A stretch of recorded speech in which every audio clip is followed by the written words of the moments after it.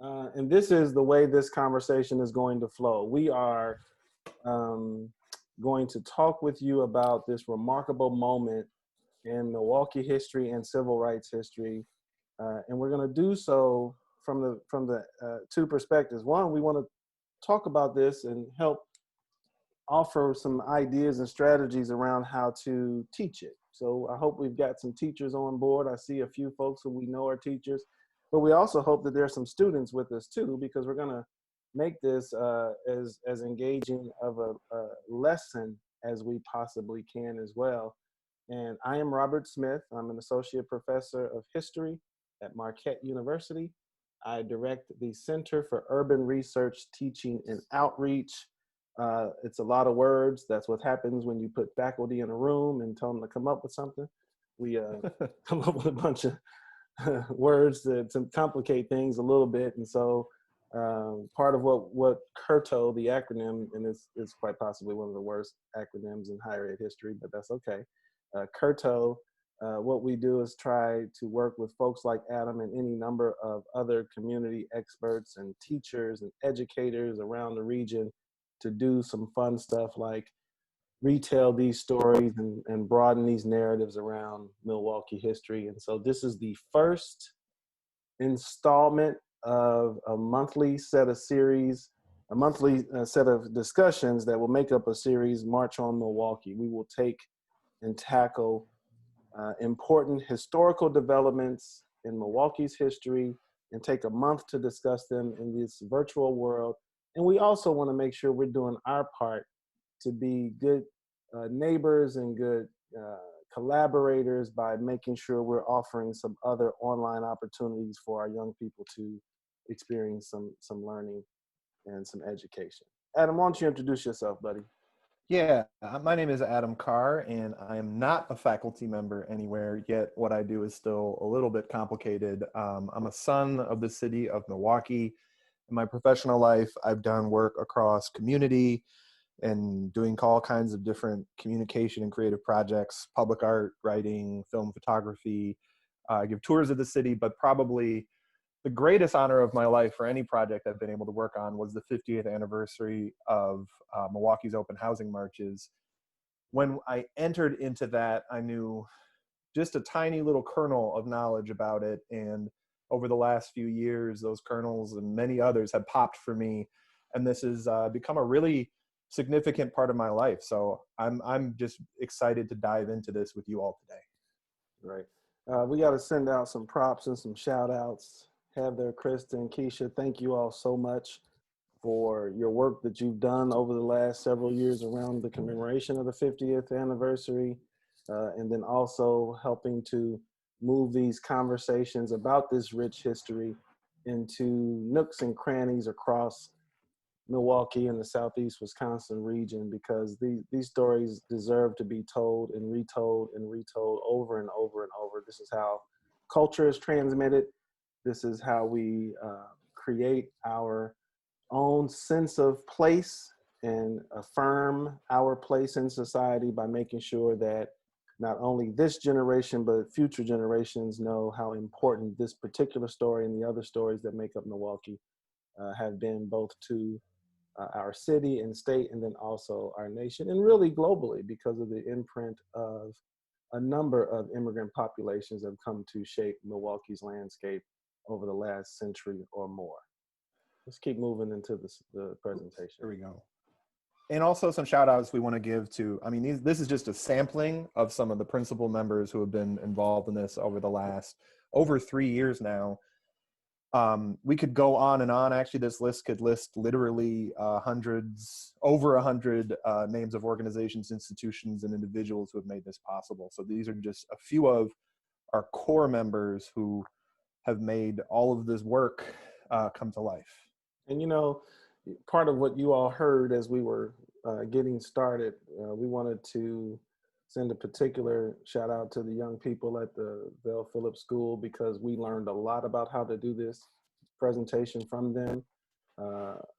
They taught us how to be better instructors. We want to thank the staff out there for always welcoming us to come in and talk about this stuff with those young people. They know the city in some ways better than any of the folks we've lectured to, and we've given this lecture to several dozen or more groups and entities. And as we talk about shout outs, I got to shout my colleagues out at UWM and Marquette, the folks over at UWM Library and the History Department. They really did a great job in creating an award-winning archive of the open housing marches. The March on Milwaukee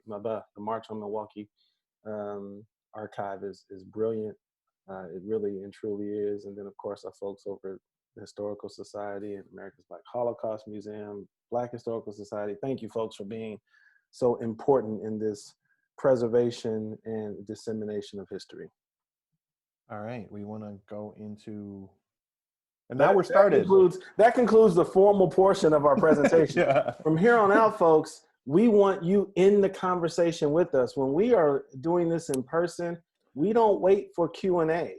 We never wait for Q&A. We want you to get involved in this conversation right now, immediately. We got folks in the Zoom. We've got folks on Facebook. We are paying attention. We've got Keisha in the background helping to navigate some of this stuff for us.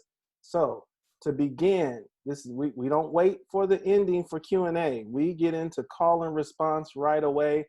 And we are, of course, used to being in classrooms where people don't participate.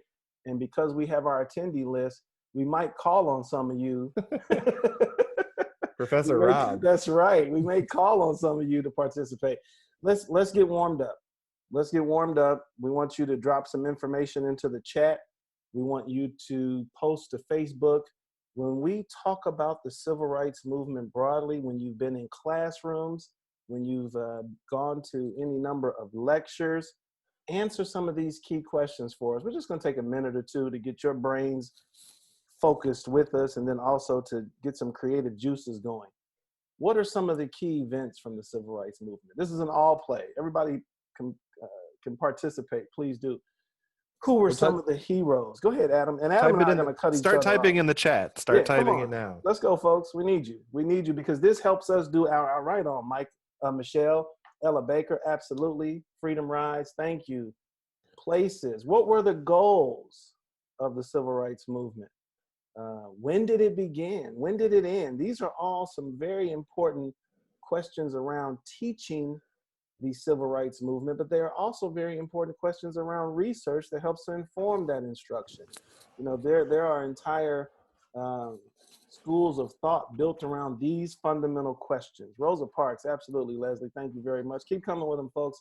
Key events, heroes, board, yes. Is that a start? Michelle, you think of it as a 1954 Brown? Absolutely. Father Grappe, yep. Sit-ins, thank you.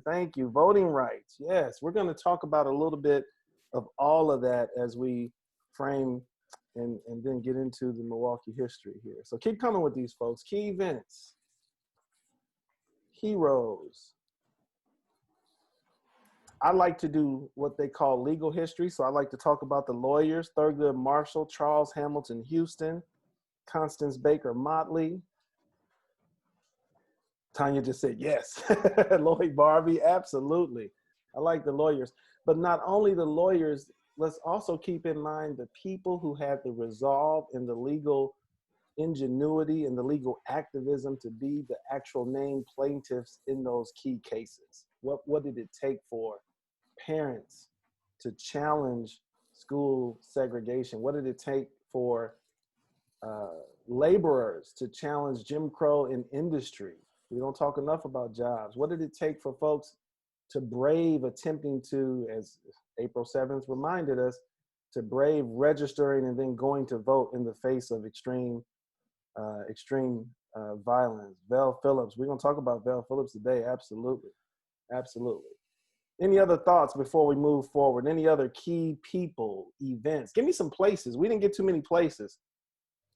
Give me some places. I'll throw one out. Memphis. Sanitation Selma. Worker strikes. Greensboro, the borough, yes. I used to live in North Carolina, folks. Greensboro, absolutely. The sit-ins. We should say Raleigh, North Carolina, too, because of the creation of Albany. Absolutely, Raleigh was where SNCC gets jump-started. Absolutely. Give us some more of Medgar Evers in Alabama. Absolutely. Medgar Evers. We should spend a little more time talking about Medgar Evers and Ella Baker, Montgomery. I'm gonna yes, Bayard Rustin. Indeed. Indeed. Thank you, folks. This is exactly what we need because this I is know. us Yeah, warming. we were worried we wouldn't be getting participation. It sounds like it won't be a problem. Rob's fingers are going to get sore from snapping. Yes. You know how I feel about snapping. I don't do the snap. 16th Viaduct, right on, Ethan. Absolutely. 16th Street Viaduct. That's right.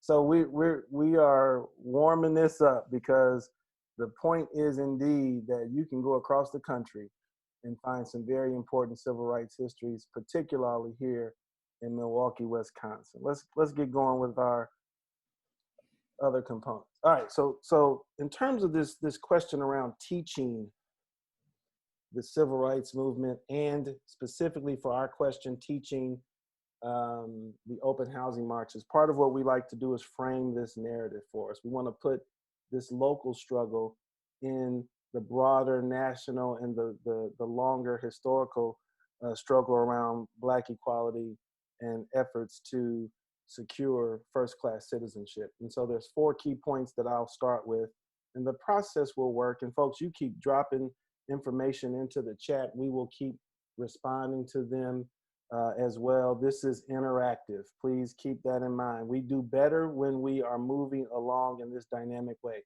There's 4 key points that we like to start with to help us frame the civil rights movement. First and foremost, the modern civil rights movement of the 1950s and 60s was a movement to change the law. Number 2, it's been a long movement for Black equality, which forces us to again come to questions around when did it start and when did it end, if it has ended. Third point, it's been a movement of local movements. Thank you, Fannie Lou Hamer, Bayard Rustin, absolutely. A movement of local movements. And I'm gonna take these 4 points and dig into them with a little more detail. And the 4th point, and that's central to our story, youth have played a central role in social change. We can't talk about social change in the United States and not talk about the importance of young people in that process. So we're going to take these 4 points. I'm going to discuss them and add a little bit more detail to them for us, and then we'll move into a much more specific case study that is the open housing marches here in Milwaukee, Wisconsin. So a movement to change the law. As I mentioned before, folks, I like to study the law. I'm not a lawyer. I like to study the way folks use the law to effectuate social change. And one of the things that we don't do enough as teachers of the modern civil rights movement in particular is we don't emphasize that all those remarkable movements, those movements and those protests that still resonate with us, that still play with the collective consciousness of our nation and memory, that brilliant moment that was the 1950s and 60s, all that marching, all that protesting was fundamentally directed at changing the law. And here's a question I'm going to keep asking folks to participate. That law, that system, that oppressive legal system is referred to as what? What's the 2 words or the person's name that we often associate with that system of law that needed to be changed? Or that Jim Crow. Thank you, Tanya. It wasn't the man. The man or the man. We can, Jim Crow, the man, same dude. And let me give you a couple of key ways to think about Jim Crow. Obviously, if we were to move back into our collective consciousness and our memory one more time, we could come up with, and feel free to drop some of this in the chat, some key components to Jim Crow. First and foremost is the system of legal segregation, Jim Crow laws themselves. Laws that segregated society, laws that dictated who could be where in what institutions. And while the system itself sought to separate the races in terms of law and policy, we also know that that legal system was fundamentally predicated on creating a social hierarchy that placed African Americans at the bottom of that ladder. And so it was not only a mechanism of maintaining these legal structures that defined and codified human behavior, indeed, Michelle, it's certainly legally erasing humanity. It was a system that was predicated on dehumanizing people and making sure that socially folks would never see themselves as equal. It was not merely a question around separate but equal. We all, of course, know that separate always meant unequal. It wasn't merely a question around the law. It was also about treating humans as inhumanely as possible, with the law as a veneer and a cover for those inhumane practices. And it's important for us as educators to remember that we have to introduce these ideas, especially with high school students, as early as we possibly can. We know that there are some challenges with trying to teach this to younger students. So we do have to be mindful of what, for example, middle schoolers or younger can absorb. But certainly high schoolers need to be introduced into this more complex understanding of the modern civil rights movement, primarily because it makes the whole moment in American history make so much more sense. You know, it fundamentally allows for us to dig into a richer and deeper contextualizing of the 1950s and 60s when we shape these conversations around and through the prism of people actually making concerted efforts to change the law, using the United States Constitution, the 14th Amendment, to do so, using as much of their own legal activism as possible to change that system. Jim Crow, fundamentally, though, is predicated on legal segregation, right? It's that system of law, that body of law that we know created the separation of the races. But it was also managed and maintained by wide-scale disfranchisement, the removing of African Americans from the political process, certainly by the 1880s and 1890s, well into the 1960s, which is why the Voting Rights Act of 1965 was so important and so critical. Jim Crow was held together through the system of disfranchising the masses of African Americans. What were some of the ways in which Black people were disfranchised? You might want to drop some thoughts into the chat for us. Talk about some of those ways in which African Americans were denied the right to vote. Poll taxes, absolutely. Poll taxes, marriage rights, yep, tests, absolutely. Vouchers, absolutely. Poll taxes, literacy tests, grandfather clauses, if your grandfather could vote prior to the Civil War, or some language of that effect. You had all kinds of mechanisms. And throughout the 20th century, there were various legal challenges that sought to weaken those disfranchising mechanisms. But fundamentally, the Civil Rights Act, the Voting Rights Act of 1965 was critical. So we have legal segregation, disfranchisement, economic subjugation. Jim Crow looked a lot like slavery. Folks were forced into systems that were very, very reminiscent of the era that dominated the United States history for several hundred years, chattel slavery, where Southerners, Black and white, Black Southerners in particular for our conversation, were forced into sharecropping, forced into the system of the agricultural industry of the South that exploited workers through sharecropping and tenant farming. And so the system of sharecropping, Jim Crow, in terms of its labor practices, looked a lot like slavery. You had large numbers of African American women who worked as domestics or in other capacities that further confirmed a lower standing under the system of Jim Crow. And last but not least, in the event that someone was able to economically outmaneuver the limits of Jim Crow, in the event someone was able to figure out all the wade through the quagmire that denied folks access to the ballot box and voting, in the event someone was able to outmaneuver Jim Crow, the system was fundamentally held together through acts of racial violence. Most demonstratively, we see this occurring with lynchings, but we also see whole Black towns and Black communities destroyed, as was the case in Wilmington and Tulsa. And violence not only had to be perpetrated in terms of the gruesome physical acts, but there's also other acts of violence, like folks getting fired, which would ultimately impact entire families. There were other ways in which violence was used to maintain the system. So legal segregation, disfranchisement, economic subjugation, and racial violence were the cornerstones to Jim Crow. Fundamentally, though, the modern civil rights movement of the 1950s, 60s, and 60s was designed to challenge that legal system. Let's go to the next slide. Thank you, folks. Oops. You know, as a historian, there's raging debates. If you can imagine historians having raging debates. When do we start this conversation of a civil rights movement? Obviously, we could start for the modern civil rights movement in 1954 with Brown. Brown is oftentimes an important bookend because it gives civil rights activists one fundamental legal tool in their tool belt, which is the system of Jim Crow had been found unconstitutional, specific to segregated education.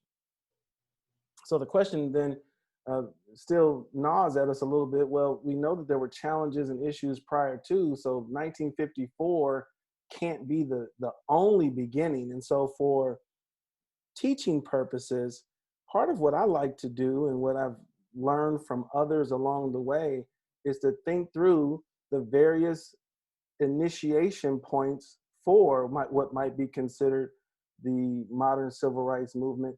And then that ultimately gets us understanding and recognizing that it's been a long movement for Black equality, a long Black freedom struggle that has had various upsurges around various issues in various locales at different points. And so we could begin this conversation in 1954.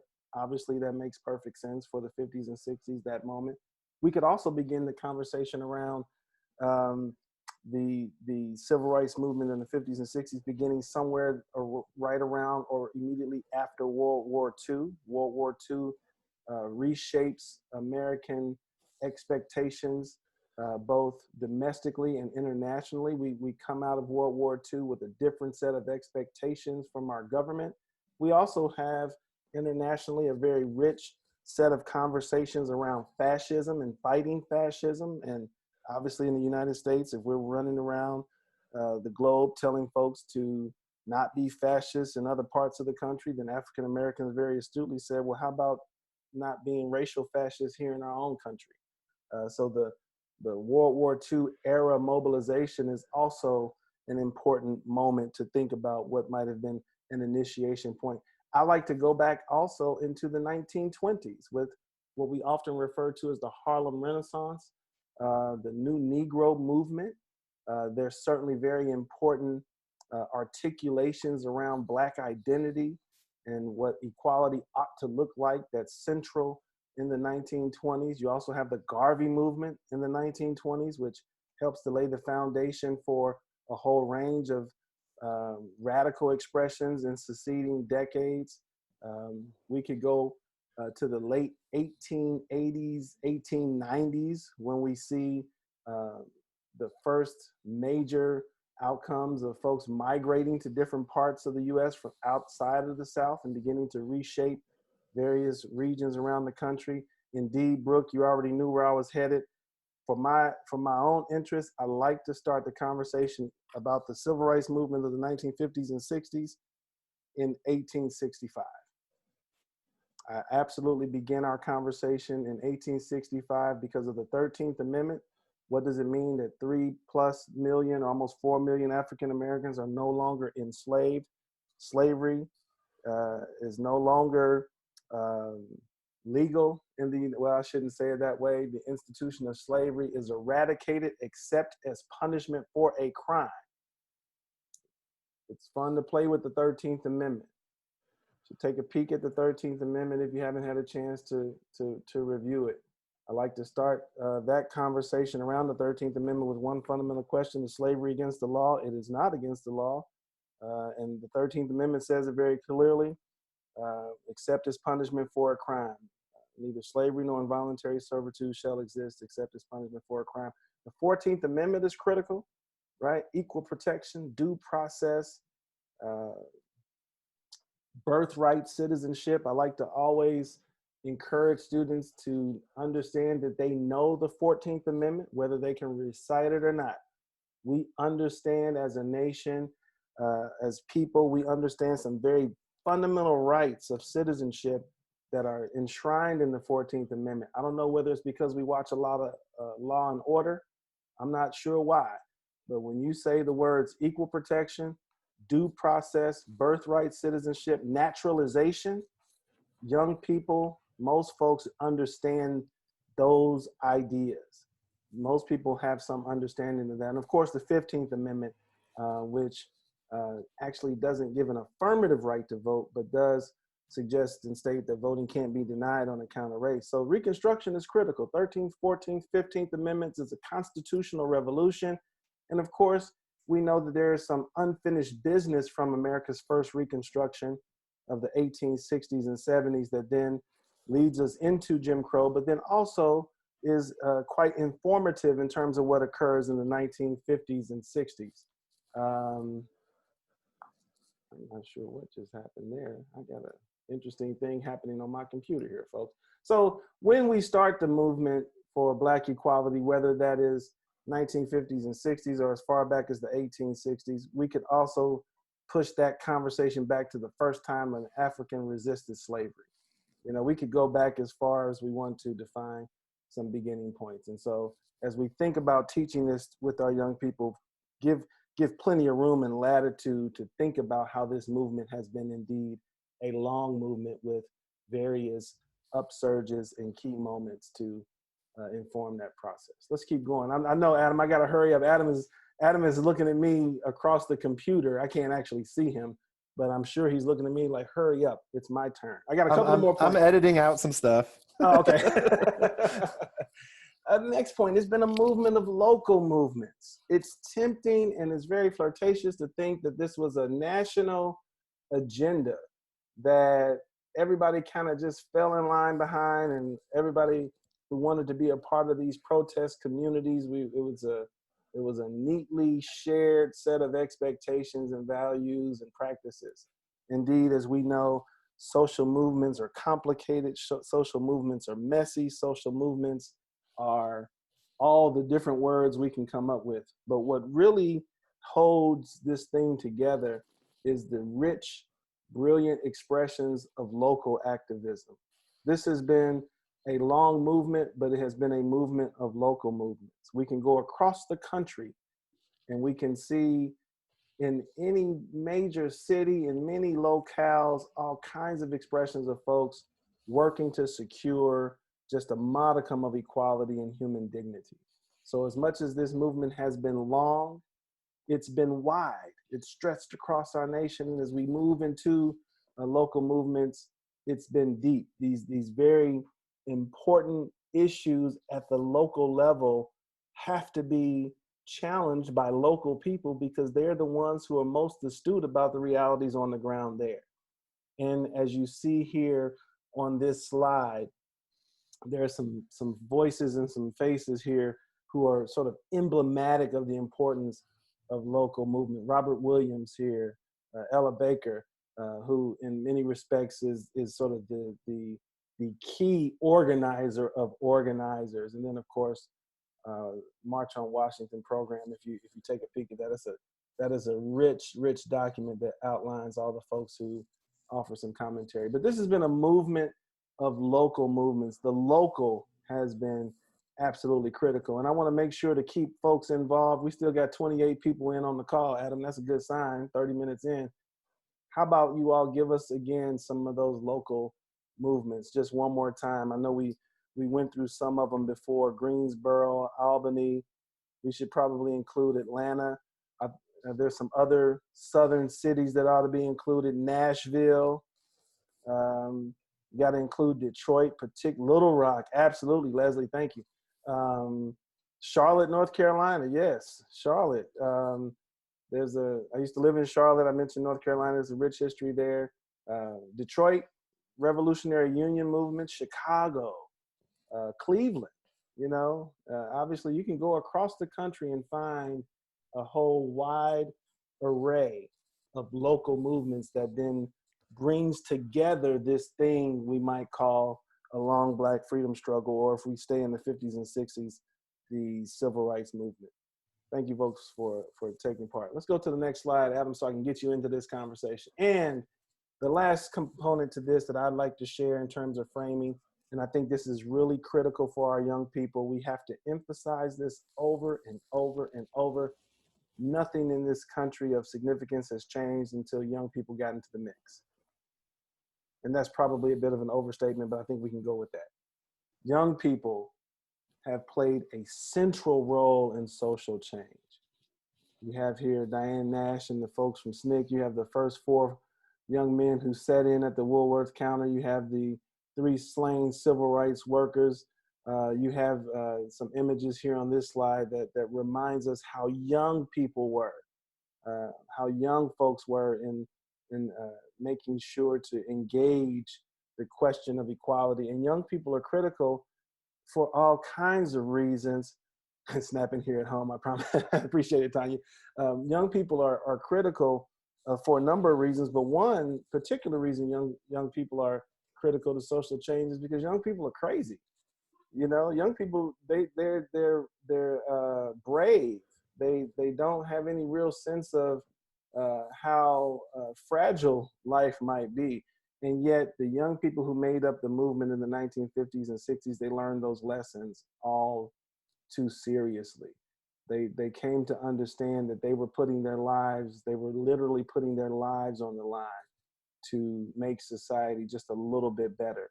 They didn't want to wait for some version of equality down the road. Oh, really? Keisha's grandfather was a World War protester. That's awesome. They don't want to wait for equality. You know, older folks, we'll sit down and we'll talk about it. We'll have a meeting. How many meetings have we all been sitting in the last 6 or 8 weeks dealing with online stuff?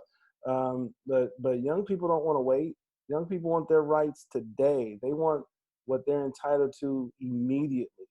And it's a very important radicalizing moment when young people engage in issues. And so we wanted to also highlight that you can still see the vibrant imprint of youth and youth culture, whether it's through hip hop music. Shouts to the Roots. Can I give props to the Roots, the legendary Roots crew? Thank you, folks. I appreciate it. The impact of punk music and culture, right? The just recently, the March for Our Lives, the way young people demanded that the United States do something about gun violence. You know, these are expressions of youth culture that have continued to play a role in pushing us in our society. They are not afraid of that's absolutely right, Davis. They are not afraid of failing. Young people push agendas in ways that as we get older, we become a little more complacent and a little more cautious, understandably, for a number of reasons. And that's not a knock or a critique. But young people have done some remarkable things for us, and they continue to do so. And particularly as we are educating our young folks, we have to remind them that we need them in all of these debates and all of these questions associated with equality. Their voice matters significantly. Okay, so that is a general framing for us, right? It's been a long movement. The civil rights movement of the 50s and 60s was intended to change the law. Youth play a central role in that process. We can begin this movement whenever we find some key touch points. Local movements are valuable and critical. And now what we like to do is transition us to Milwaukee. So use those 4 framing principles, ideas, to now help us become a little bit more informed and thoughtful about how we can understand the Milwaukee experience, the case study. Oh, absolutely. Thank you. The Children's March by Zen Project. Thank you very much for that, Rebecca. That's great. Folks, I hope you're seeing this chat. If you all have other suggestions for sources and materials, drop them in the chat for folks so folks can get those. Adam, you ready? Yeah. All right, folks, I'm going to turn it over to Adam Carr. I'm going to interrupt him periodically just because you can't give a professor an open mic and think I'm going to be quiet.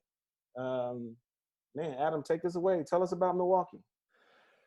So I'm going to start with just a little personal history. I went to French Immersion, Golda Meir, Morris Middle School, and Rufus King High School, phenomenal Milwaukee Public Schools. And probably my least favorite topic of study during all that time was history. And I think because the way that history was taught in classrooms did not incorporate the ideas that Rob just had. I didn't hear youth in it. It had nothing to do with my locality. The long Black freedom struggle was often in the book you never got to. And so for me, I wasn't that interested in history growing up, and it was only until I started learning stories locally in Milwaukee, predominantly from people and community members, that this changed my whole life. And this story of the NAACP Youth Council, of the Commandos, of Vel Phillips, of Father Grappi, I knew just a tiny little shred of it. And these images that you're looking at right now, so this image you're seeing right here, this is on Cesar Chavez Drive and National Avenue, where those people are standing on top of those cars yelling racist insults. That today is a Popeyes restaurant. These images came from Milwaukee, Wisconsin. When we think of the images, the canonical, iconic images of the civil rights movement, so rarely do people think of Milwaukee as a place that it happened, especially Milwaukeeans. The civil rights movement always feels like an image like this, which is dramatic and would capture anyone's attention. We do not think of these kinds of images as originating from our own city. So I just wanted to share a few images, and this even too, the Black freedom struggle in Milwaukee also influenced the Brown freedom struggle in Milwaukee, and activists in the late 60s and early 70s, labor activists like Jesus Salas and others, and they're organizing. So this wasn't just a little thing. That the tendrils and the roots that have spread out from Milwaukee's open housing marches continue to this day, and particularly in that time. So we are going to start kind of at the beginning here, building off of the framing elements that Rob said, and we need to first establish the law that need to be changed. Spoiler alert, it's here in this image. But after World War I, and then increasingly after World War II, Milwaukee's Black population went from very low, maybe about a few thousand people, up to nearly 100,000 in the span of a really short period of time. You had droves of African American families moving up to the north, in particular Milwaukee, for opportunity.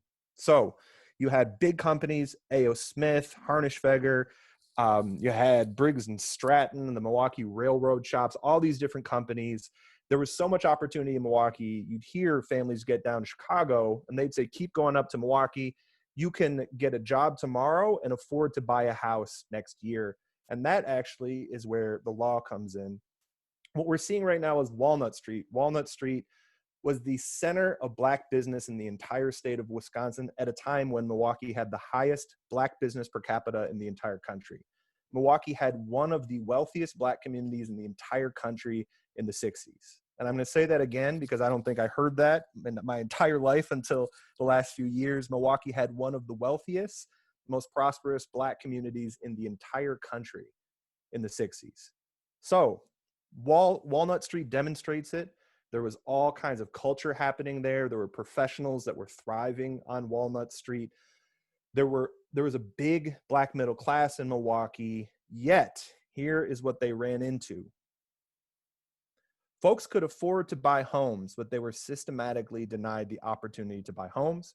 They were also systematically denied the opportunity to rent in any neighborhood. Milwaukee's Black community was concentrated in a small part of town, and because no one could own their property, oftentimes there were slumlords who refused to make improvements or even just maintain the homes in which Black people lived.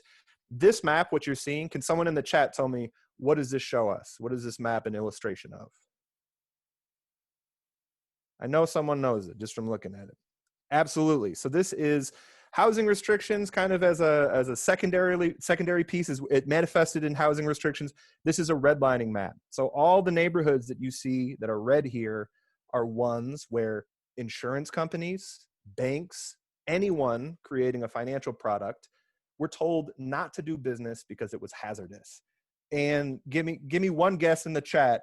Who do you think lived in these red neighborhoods? African Americans for sure. also Milwaukee's burgeoning Latino population as well. And actually, and it says some things like poor lower type Jews in some of the comments for these maps. So these are, I want to point this out, these documents, this document, it wasn't someone who was trolling on Facebook saying, here's who deserves money and here's who doesn't. These were federal documents, encoded and written into them were racism and racist policies. So this is the definition of institutional racism. Speaking of which, this is another thing. Does anybody know the name? It actually kind of has the name, or what we've come to call these things.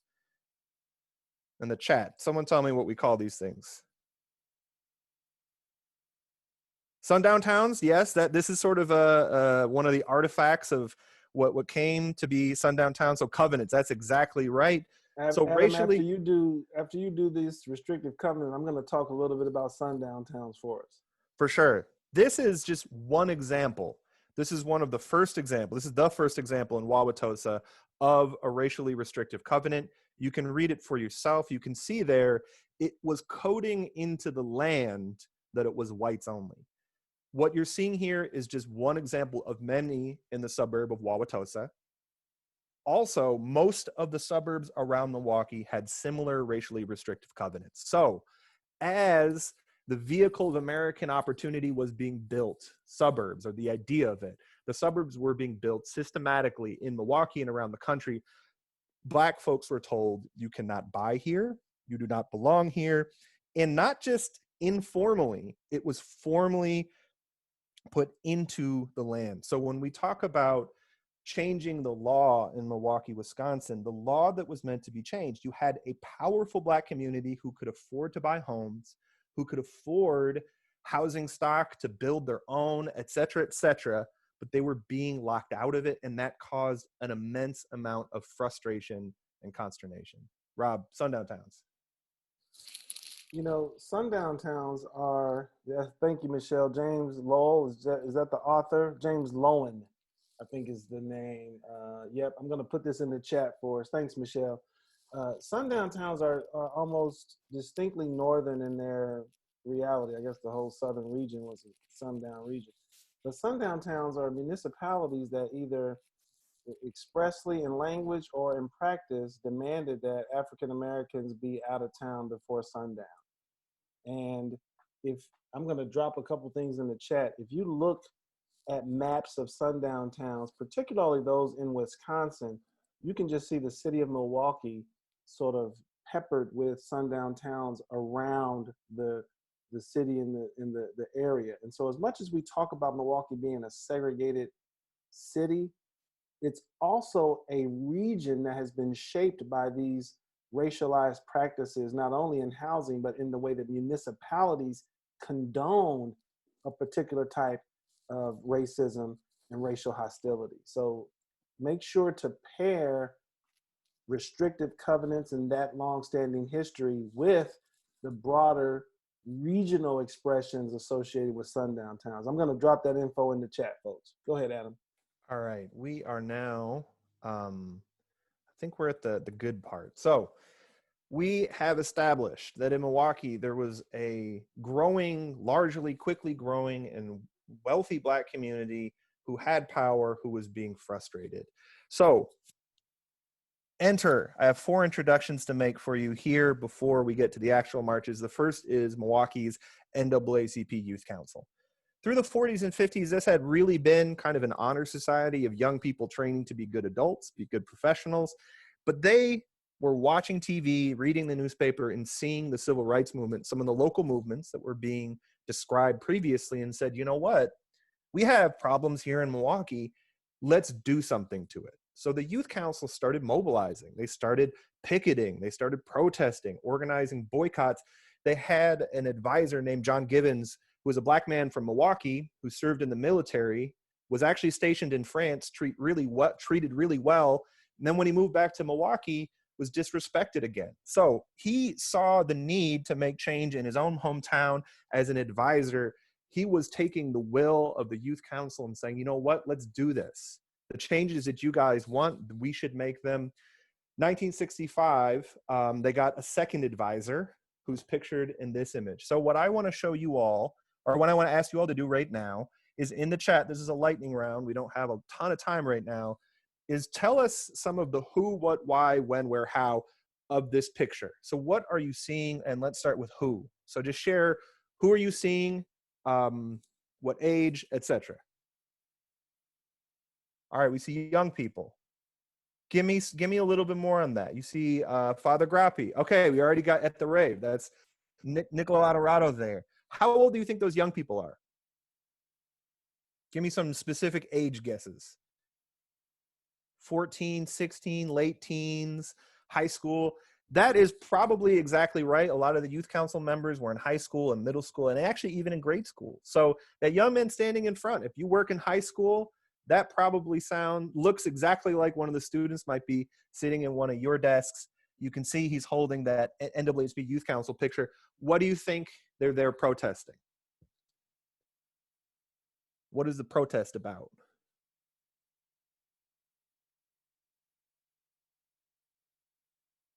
Anybody got it? It's been whites only. There you go.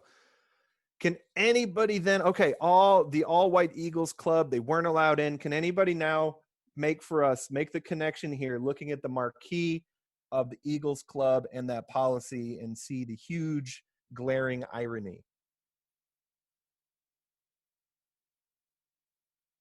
Absolutely. So people are seeing Duke Ellington, the Black Performers. Duke Ellington and his big band could not buy tickets to their own show if they had family in Milwaukee, cousins, because I'm sure they did actually. None of them could buy tickets to see their own show. And when they went across the street to the Ambassador Hotel, where the Beatles had just stayed, chances are they would have told them, sorry, no vacancies. You got to go stay somewhere down on Walnut Street.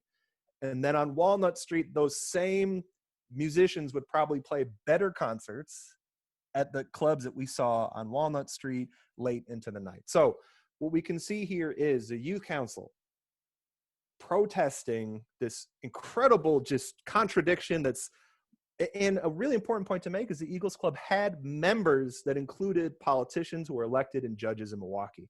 So it was kind of this, not just a place where people went to be entertained, it was also a place where decisions were made, where power was built. So this is a youth council and their advisor, Father Grappi.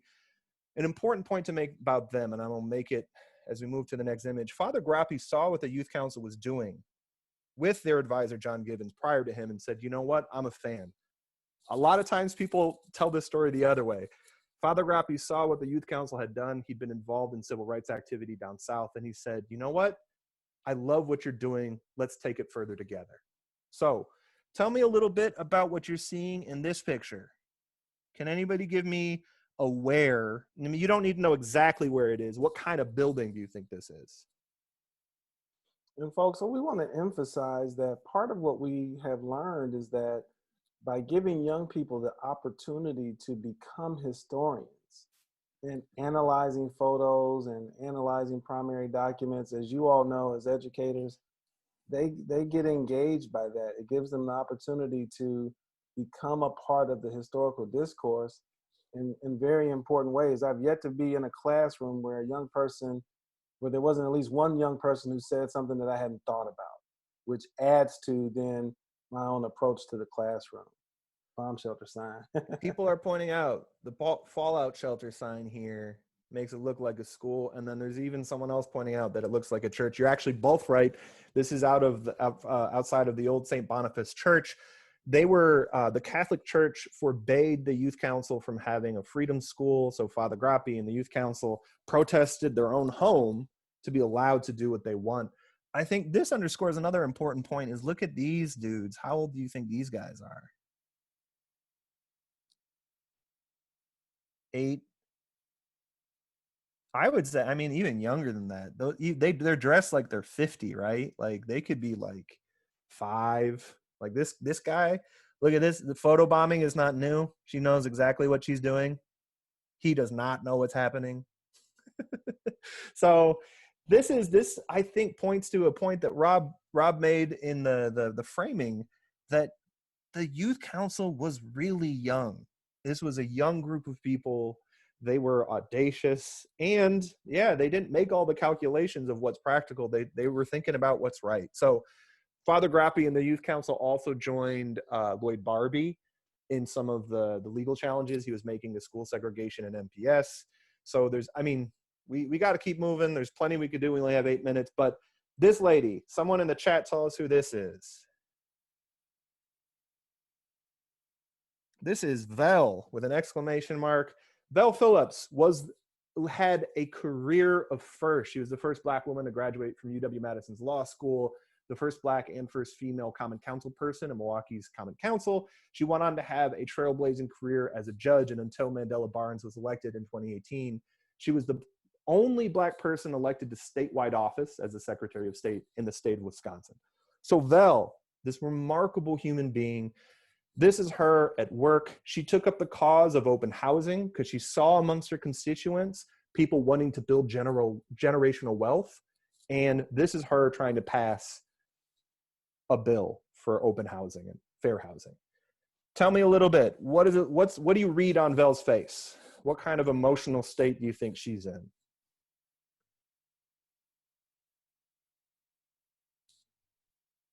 Somebody in the chat, tell me. Okay, we got frustration. Are you kidding me? Exhaustion. Y'all don't get it. Right. You could keep going. Absolutely.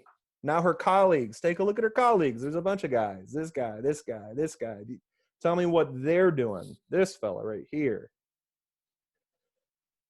We can't wait. We can wait her out. Yeah, they're bored, dismissive, not listening. You see everything from hostility to indifference. Rob, what do you think they're talking about in the back? Those guys in the back, they are planning their visit to the Eagles Club later. They heard Duke Ellington was in town. Have you heard of Duke Ellington? Brooke drinks. Yeah, they're probably drinking. Yeah, they're drinking scotch, smoking, talking about Duke Ellington. His big band is Bully. So, Vel Phillips here looks alone. She's surrounded by hostility, a very frustrating life. This is actually, she was doing this for 10 years, bringing bills to the Common Council. Every time she brought it forward for a vote, she was defeated unanimously except for her vote. So this image is sort of symbolic of what Vel was doing. She had people in the community who wanted to support her, but she was kind of on an island on her own. Vel did something which in retrospect is actually pretty radical, especially in the city of Milwaukee.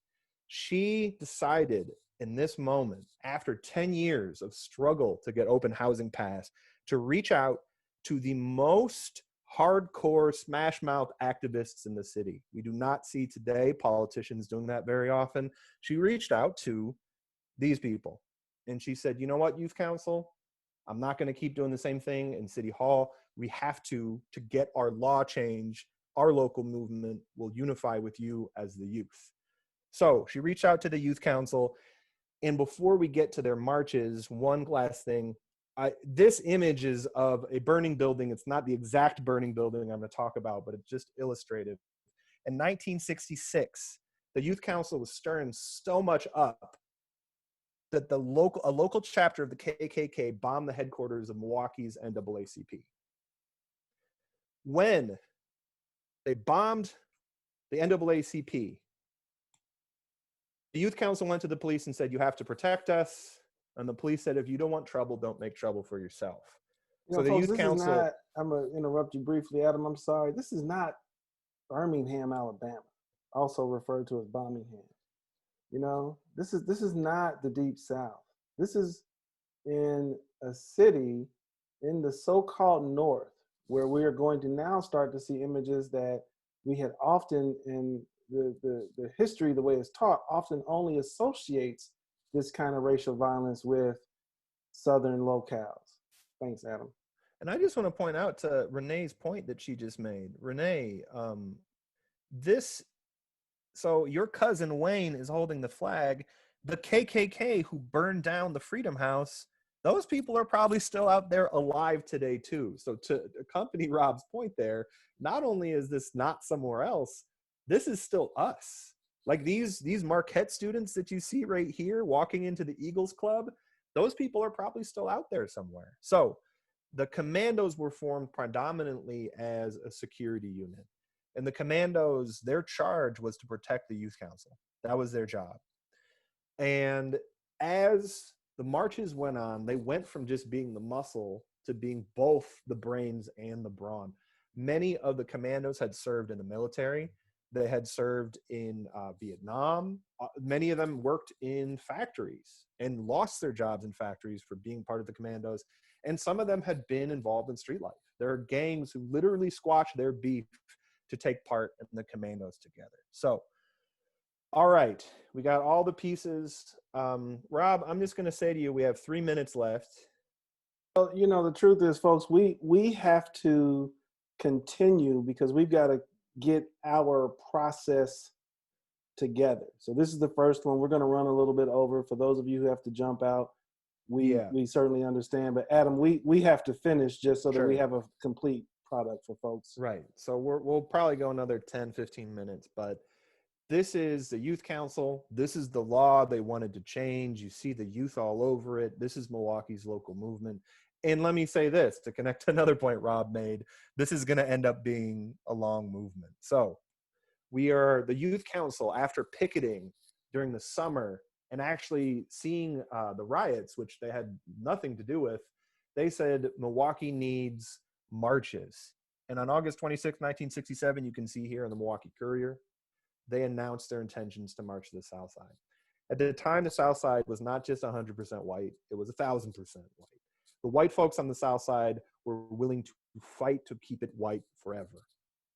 And we're going to do a video here. So we're going to see, there's going to be a few minutes of talking, and then we're going to go into some footage that doesn't have sound, and I'll do a little narrating under it. A person's ownership of property is tied to many conditions. It is subject to deed restrictions, zoning laws, building and housing codes. I can say only one thing. Since I have every feeling this afternoon that this ordinance will be eventually defeated, you will have to face the issue of fair housing squarely and unequivocally. We march, we're gonna march if they come out or if they stay in the house. We don't care. We're gonna march. That's what's wrong. Everybody's been waiting. We're not gonna wait. Well, Father, has your marches to the South Side accomplished anything so far for fair housing? We're going to get fair housing, not only for the city of Milwaukee, but we're going to get it on a national scene. And it's going to be this consistent type of courageous protest that's going to bring about fair housing legislation. Frederick Douglass talked about this 100 years ago. He said no one ever got their rights given to them on a platter. You've got to fight for it, you've got to struggle for it, and that's what we're doing. We're protesting.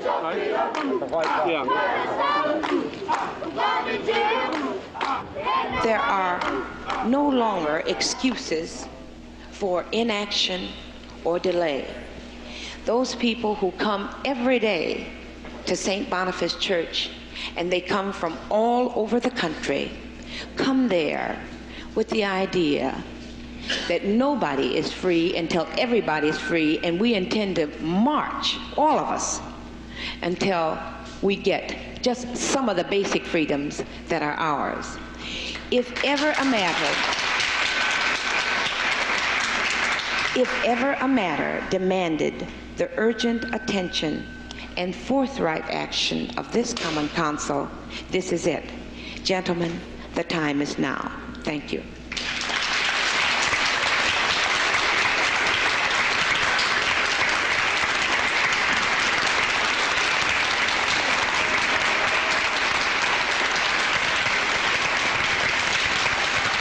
August 28th of 1967 is the first march.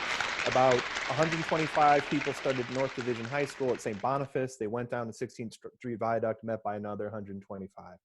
250 protesters, this is a youth council, went across the 16th Street Viaduct, and this is what happened. I'm going to pause just for 1 second if I can. Nope, I'm not. So they were met by upwards of 8,000 angry white counter protesters. I've been told not to say angry white Southsiders because people came from all over the place to join them. They made it that night. They went down 16th Street, marched into that tidal wave of hatred, made it to Kosciuszko Park, went to a picnic area that they had the foresight to reserve, started saying a prayer, and were kicked out by a park commissioner because they had it reserved for a picnic and not a prayer. Went back home that night. The second day, I don't know about you all, talk about audacity. They said, let's go back for a second day. There were 500 marchers the second day. This time they were met by as many as 13,000 angry white counter-protesters yelling, throwing bricks and rocks. There was a Confederate flag in Milwaukee, Wisconsin, 1967. This is where Popeyes is today. People expressing hate outwardly. Those signs are professionally printed. I want to point that out. There was money in organizing behind the white counter-protesters. There were people you're going to see here in a moment. They have on this car printed white power. That is a commitment. So another Confederate flag. Youth Council this time did not linger at Kosciuszko Park. They made it back home. And when they got to the 15th Street Freedom House, which was their headquarters, this is what they found. The police claimed that there had been a sniper on the roof. They shot a tear gas canister in and set the house on fire. The Freedom House burned. This is the next day. The mayor said there shall be no more marches. The Youth Council canceled their march officially, got together at the Freedom House. When they stepped off of the lawn and onto the sidewalk, the police declared them unlawful and arrested them. There were a bunch of people arrested that day. When the Youth Council said, you know what? If they're going to arrest us just for rallying, we might as well march. And on the fourth day, they planned to march down to City Hall. They made it only a couple blocks before hundreds of Youth Council members, or over 100 people were arrested, included many children. I've heard stories from the marchers themselves saying the adults were really worried about the kids, but they could hear them down the hall singing songs in their cell. So they marched the next day and the next day in the face of, so when the white counter-protesters came out, the mayor was offered the services of the National Guard to contain them because they were out of control. It was a white riot. The mayor of Milwaukee, Mayor Meyer, said, no, it's fine. Many of the police officers were protecting the marchers from their own friends and family. That man in the white hat that you see is Dick Gregory. He's a comedian that joined up with the Youth Council. I think he had a cousin in the Commandos, and about a couple weeks in, he started joining the marches. There he is at the front. He also started strategizing with them as well. He was, you can see the Community Custard Center. That's where Tasty Twist is on Titonia today. So Dick Gregory helped lead marches, and actually they had their largest march of about 5,000 about 2 weeks into the marches.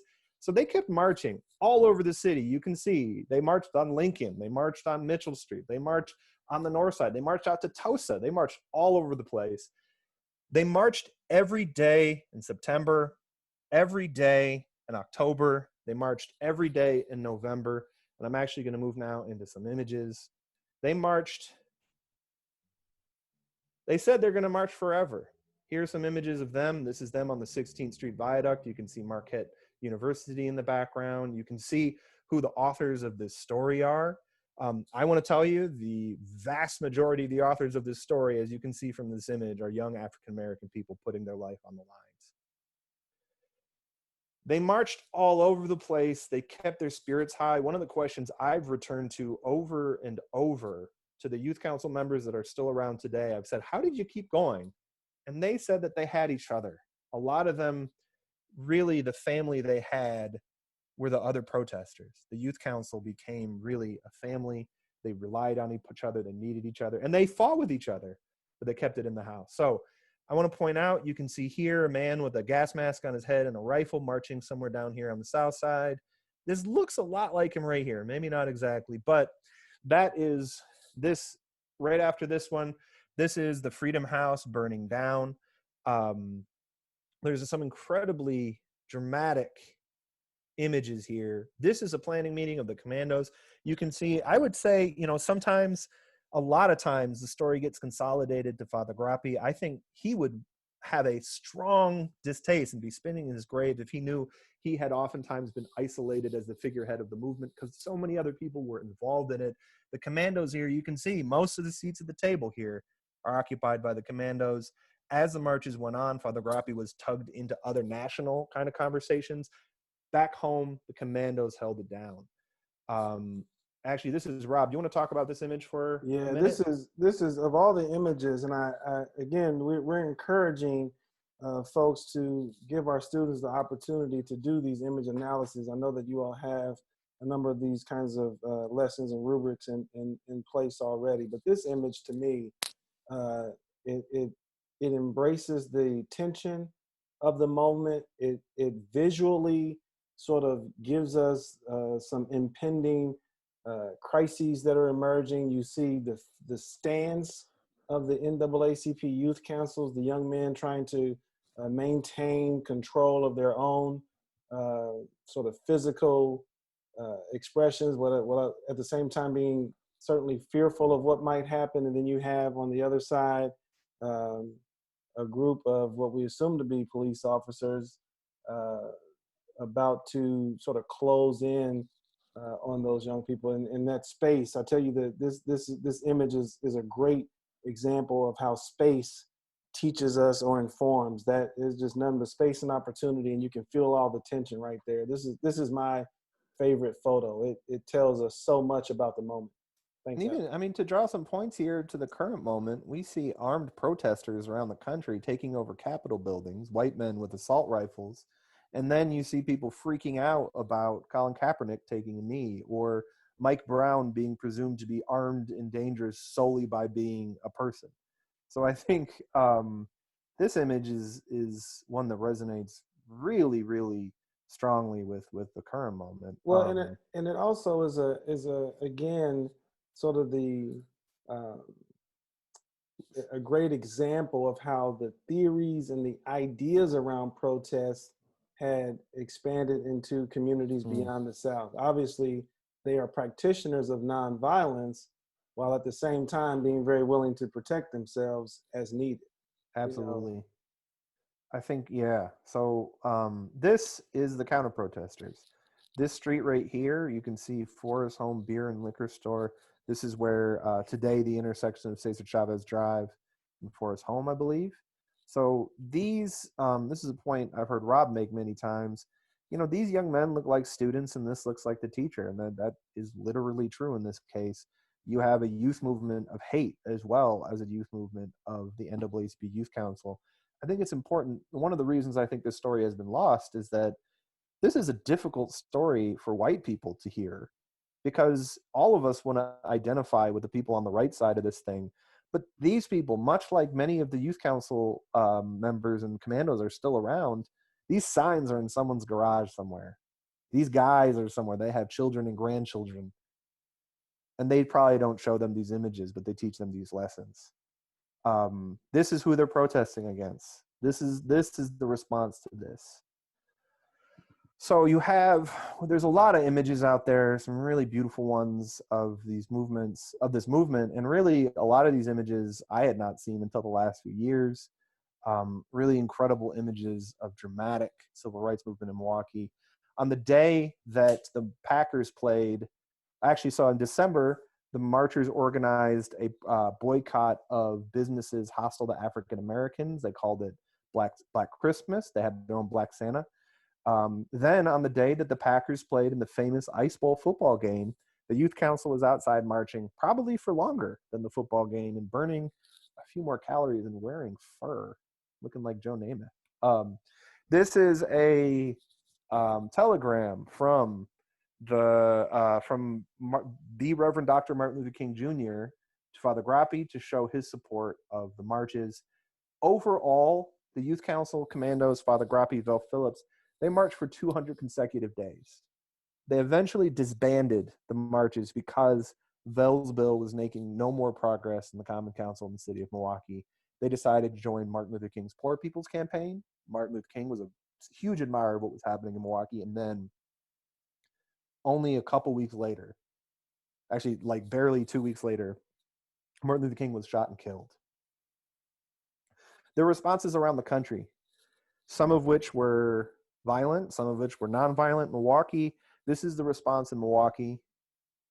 Milwaukee saw one of the largest nonviolent responses because Milwaukee had gotten really good at marching. This is one image that people might have seen before. This is another. This is about 15,000 people. From the perspective of rhetoric, but also just from the reality of it, 15,000. This was a showing of strength in Milwaukee that was larger than the largest showing of hatred. There were 13,000 counter-protesters on the second day. This is Milwaukee saying, here's who we are. I would encourage you again to underscore the point. This was an integrated movement, but the people that put their lives on the line in the movement, oftentimes you see here a lot of young African American people. Where are those folks? Where is this picture taken, folks? Name the location. Someone in the chat, tell us where this is. You know where it is. You can tell. This is Milwaukee. It's somewhere in Milwaukee, right? I'll give you that hint. Like, where does this look like? It still looks That's like right, this, yes. Wisconsin Ave, absolutely. So here is where the Riverside Theater is. This is where that Subway is. This is like Planet Fitness is right here. Grand Avenue Mall right here. Yeah, so this is right downtown. And I mean, this is a point. This image showing, this is just a phenomenal image. One of the most inspiring images in the history of the city of Milwaukee. There's no marker to say this happened. There are people that stand in line here to go see David Blaine or something, or, you know, go see Hootie and the Blowfish, but they have no idea that they're standing where history happened. And this specific history, not the history of a duck, Gertie is fine, but what is the history? This history isn't what we memorialize. So Milwaukee saw this incredible action. And then after Martin Luther King was assassinated in Washington, D.C., in Congress, they discussed Bell Phillips, they discussed the Youth Council, they discussed Milwaukee, Wisconsin, and they then incorporated Milwaukee's movement into the Civil Rights Act of 1968, which is called the Fair Housing Act. So, in effect, the Youth Council won, and then shortly after, Mayor Meyer, after the Common Council passed Bell's bill, signed her bill into law, which is more stringent. So talk about a long freedom struggle. 200 days of marching, finally get their bill passed, then even longer of a struggle because those are infamous laws because of how resilient racism and hatred is, how resilient prejudice is. They're very, very difficult to enforce. But in effect, the Youth Council from Milwaukee, Wisconsin changed. They achieved their goal. The law was changed in our local movement. Those young people got fair housing legislation for the whole country. We're going to move through some of these real quick, just as a coda. Shortly thereafter, so the Youth Council and Commandos moved on to other campaigns. So did Father Grappi, so did Bell. This is the Chapman Hall takeover at UW Milwaukee, which happened in the early 70s when Latino students, when Mexican students went to the chancellor and said, you know what, there's no faculty, there's no programs, there's no books, there's no courses that reflect our culture. The chancellor said the same thing the MPD said and said, get out of my office. And they ended up getting out of his office for a minute. One day they snuck into his office, called their friends from his phone, and they took it over. So the Latino students at UW Milwaukee ended up occupying the chancellor's office. They were really excited. This is them looking for Spanish language texts in Goldmeyer Library, not finding any, very clever. This is them celebrating victory. I can see Nick and Rob making fun of my David Blaine and Hootie references. And those were on purpose, guys. I was trying to name things that were. So, and that was actually, so Nick, this is your dad? Not surprised. So, yeah. So again, I mean, these aren't just some vestiges of the past. That's like, this is Milwaukee. Like, people are still around. The children of these movements are still here. In some cases they are. This is Gabriel Riveros made this illustration for the Long March to Freedom, which is a publication Milwaukee Neighborhood News Service made in collaboration with Curto. You know, just showing that these images still resonate. And then we wanted to put on here, and people asked the question, were those the largest marches? Were they the largest protests in the history of Milwaukee and Wisconsin? Actually, in last handful of years, you have Act 10, you have the huge protests that Voces and others, the Days Without Latinos, that have been organized, some huge protests in Milwaukee. So the bridge there is that, you know, the Youth Council started this marching thing 50 years ago, and there are people in our own community who are still doing that to this day. And actually, all right, we're kind of towards the end of our presentation here. There are curricular resources out here to teach this. So if you're a teacher out there and you want to teach it to any level, basically, we have some phenomenal teachers who have been volunteering their time over the last 3 years to build different projects, ways to teach this. There's a ton of resources. So this is the link, the bit.ly there, bit.ly/MKE March. That is the way to see, if you're a teacher, to see more. We can also send this out. We'll put it out on the Facebook as well. And with that, I think we have one more image, and it's Rob's here. No, we have a couple other. So we're going to continue this. We have every Wednesday for the rest of the month. We're doing a different conversation. We have some really great, the next one we're going to have John Gerda and Reggie Jackson together, which I'm really excited about. Two people I admire greatly. We have Dr. Erica Metcalf and Patrick Jones, two scholars who have done quite a lot of work that have helped inform what we do. The week after that, and we're going to get together some activists to talk about how this continues to reverberate. And then we're going to listen to Wu-Tang for the month of June. Woo! Cash rules. No, this image came about. Part of what we like to do is with young people, we've been having them create memes. We've been taking the images that we have here and asking the young people to be creative and think about how we can make this history come alive very vibrantly in the digital world. I might be socially promoted out of some of the things most young people like, but for my money, the woo. No, yeah, we were just doing Cash rules. we were doing this with some students at South Division right before the quarantine started. We were doing it with some students at Velfield, the Juvenile Detention Center, right before the quarantine started, and the students, we printed out some images, or they were just writing captions for these, and they were writing really provocative stuff, and not just provocative for the sake of being provocative, although some of them were. Some of them were making great connections. They were making commentary. They were connecting with it. And we actually are hoping eventually to use those memes to create a public history campaign. So yeah, we absolutely will. Folks, thank you for joining us today. Thanks for sticking around a few minutes longer. We had to kind of work out our timing. We will make sure all of this material is available for you at this Facebook page. Make sure to check us out. That's actually what I just dropped in the chat is the archive, the information on the UWM archives. But certainly check us out at the Facebook page, and we'll make sure to get all that information uploaded and available to you. We will keep this thing going, and then we'll let you know about June, July, and August. We'll keep this series going and picking some other topics. So thank you for your time today, folks. We really appreciate you.